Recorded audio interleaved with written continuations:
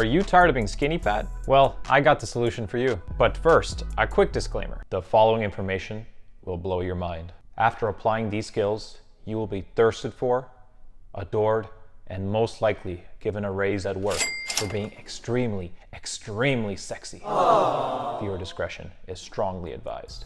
Okay, so how do we go from this to that? Yeah, that is me in this picture. I had a tough time as a kid. But tell me, what is the biggest difference between these two pictures? As you'll see, most likely you'll notice that there's a ton more muscle mass in this picture.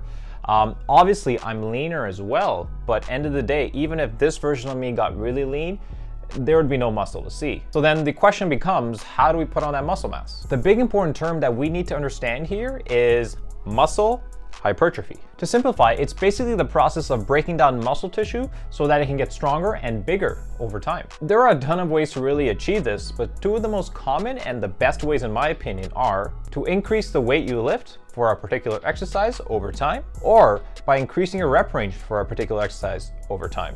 What both these things have in common though is at the end of any hypertrophic set, you should feel tested by the weight and the rep range that you're at.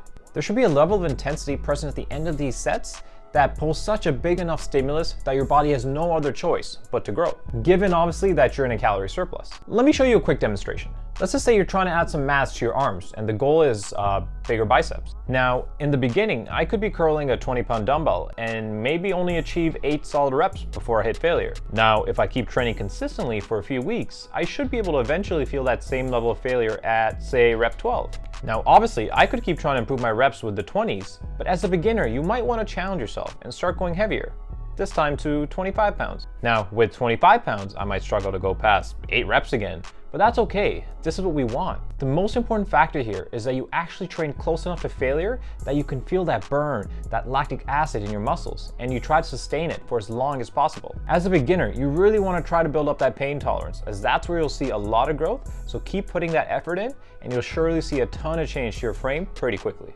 Well, now that we have the workout part of the way, how do we manage the diet aspect of this? Well, to keep it simple, you'll want to make sure that you at least hit maintenance calories. We talked about this more in one of my earlier videos. I'll link it up here and also put a link in the description if you're interested. But another important fact here is that outside of hitting your maintenance calorie number, you also want to make sure you're eating enough protein every day.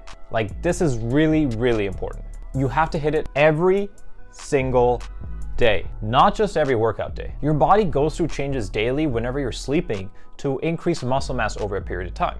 So if you're neglecting protein intake on days, let's say that you're not working out, your body can't access it all the time. And the more days it can access it, the faster you'll grow and the bigger you'll grow. The whole point here is to maximize this anabolic process.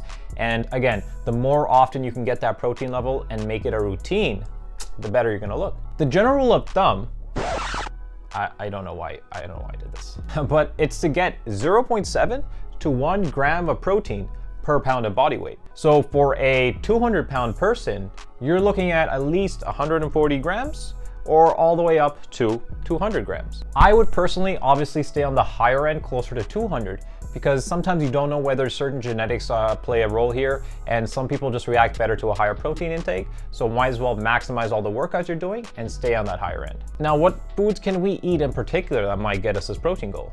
I'll talk more about that in a future video, but the moral of the story here is when you're training in the beginning and you're focusing on changing your physique from a skinny body or a skinny fat body, you always want to prioritize building muscle first. There's a lot of neglect on that front. There's a lot of people that focus on the cardio aspect because a lot of people start from a point where they have a little bit too much body fat on their frame. And in my opinion, this is the wrong way to go about it, because if you do cardio, you're gonna obviously burn fat, but what's there to see at the end?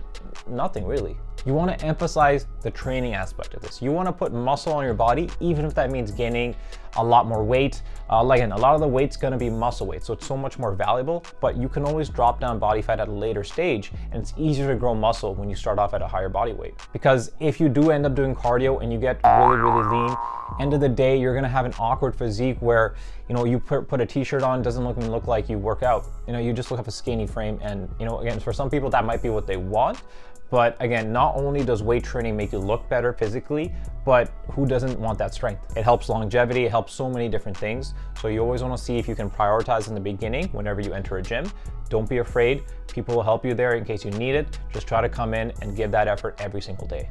And end of the day, that's what we're here for. You want to have a physique that you're proud of, and weight training and getting rid of this idea that cardio needs to be done first is the best way to do it. If you guys need any help in developing a workout plan or a diet plan or anything of that nature, feel free to give me a shout on Instagram, or you can visit my website. I'll put a link up here and you can fill out a form I have online and you can just leave your contact info and then I'll get back to you as soon as I can. Thanks again for watching. See you in the next one.